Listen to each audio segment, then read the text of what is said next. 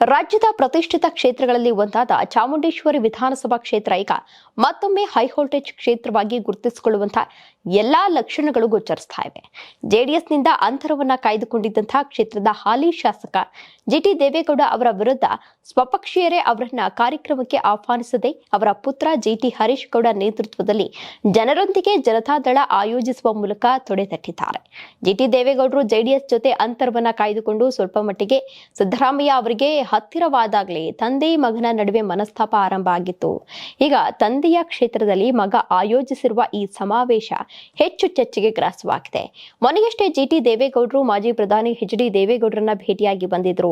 ಇದರ ಬೆನ್ನಲ್ಲೇ ನಡೆದ ಈ ಕಾರ್ಯಕ್ರಮ ಉದ್ಘಾಟಿಸಿದ ಕೇಂದ್ರ ಸಚಿವ ಎಚ್.ಡಿ. ಕುಮಾರಸ್ವಾಮಿ ಅವರ ಹೇಳಿಕೆಗಳು ಯಾವುದೇ ಕಾರಣಕ್ಕೂ ಮತ್ತೆ ಜಿಟಿ ದೇವೇಗೌಡರಿಗೆ ಮಣೆ ಹಾಕುವುದಿಲ್ಲ ಎಂಬ ಸಂದೇಶವನ್ನ ನೀಡಿತು. ಚಾಮುಂಡೇಶ್ವರಿ ಕ್ಷೇತ್ರದಲ್ಲಿ ಕಳೆದ 3 ಬಾರಿಯಿಂದ ಸತತವಾಗಿ ಜೆಡಿಎಸ್ ಗೆದ್ದಿದೆ. ಇದು ವ್ಯಕ್ತಿಯ ಗೆಲುವಲ್ಲ, ಪಕ್ಷದ ಗೆಲುವು. ಆದರೆ ಪಕ್ಷದ ಕಾರ್ಯಕರ್ತರ ಭಾವನೆಗೆ ಅಗೌರವವಾಗಿದೆ.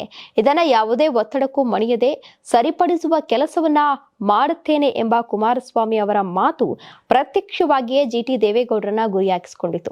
ಇನ್ನು ಯಾವ ಒತ್ತಡಕ್ಕೂ ಮಣಿಯೋದಿಲ್ಲ ಎಂಬ ಹೇಳಿಕೆಯು ಸ್ವತಃ ಎಚ್.ಡಿ. ದೇವೇಗೌಡರು ಹೇಳಿದ್ರು ಕೂಡ ಮಣಿಯೋದಿಲ್ಲ ಎಂಬುದನ್ನು ಸೂಚಿಸಿತು.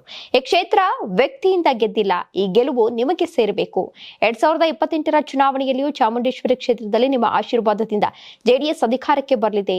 ಜಿಡಿ ಹರೀಶ್ ಗೌಡ ಅವರು ಪಕ್ಷ ಸಂಘಟಿಸುತ್ತಿದ್ದಾರೆ. ಸಾರಾ ಮಹೇಶ್ ಮಾರ್ಗದರ್ಶನದಲ್ಲಿ ಗೊಂದಲದ ಅಗತ್ಯವಿಲ್ಲ. ಅಲ್ಲಿ ಏನು ತೀರ್ಮಾನಿಸಬೇಕೆಂದು ನನಗೆ ಗೊತ್ತಿದೆ ಎಂದು ಎಚ್.ಡಿ. ಕುಮಾರಸ್ವಾಮಿ ತಿಳಿಸಿದರು. ಇನ್ನು ಮಾಜಿ ಸಚಿವ ಸಾರಾ ಮಹೇಶ್ ಮಾತನಾಡಿ, ಚಾಮುಂಡೇಶ್ವರಿ ಕ್ಷೇತ್ರದ ಬಗ್ಗೆ ಕುಮಾರಸ್ವಾಮಿ ಅವರಿಗೆ ಅಪಾರವಾದಂತಹ ಗೌರವ, ಪ್ರೀತಿ ಇದೆ.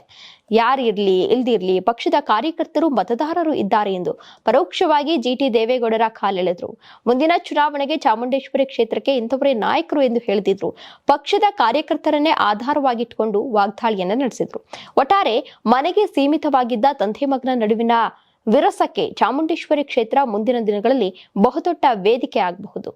ನೀವು ಸಣ್ಣ ಆಗ್ಬೇಕಲ್ವಾ? ಅದು ಒಂದು ಉತ್ತಮ ಆಹಾರದಿಂದ ಸಣ್ಣ ಆಗ್ಬೇಕಲ್ವಾ? ಪ್ರತಿದಿನ ನಮ್ಮ ಜೀನಿ ಸ್ಲಿಮ್ ನ ಯೂಸ್ ಮಾಡಿ ಯಾವುದೇ ಸೈಡ್ ಎಫೆಕ್ಟ್ ಇಲ್ದಂಗೆ ನೀವು ಸಣ್ಣ ಆಗ್ತೀರಾ. ನೀವು ಸಣ್ಣ ಆಗ್ಬೇಕಲ್ವಾ? ಅದು ಒಂದು ಉತ್ತಮ ಆಹಾರದಿಂದ ಸಣ್ಣ ಆಗ್ಬೇಕಲ್ವಾ? ಪ್ರತಿದಿನ ನಮ್ಮ ಜೀನಿ ಸ್ಲಿಮ್ ನ ಯೂಸ್ ಮಾಡಿ ಯಾವುದೇ ಸೈಡ್ ಎಫೆಕ್ಟ್ ಇಲ್ದಂಗೆ ನೀವು ಸಣ್ಣ ಆಗ್ತೀರಾ.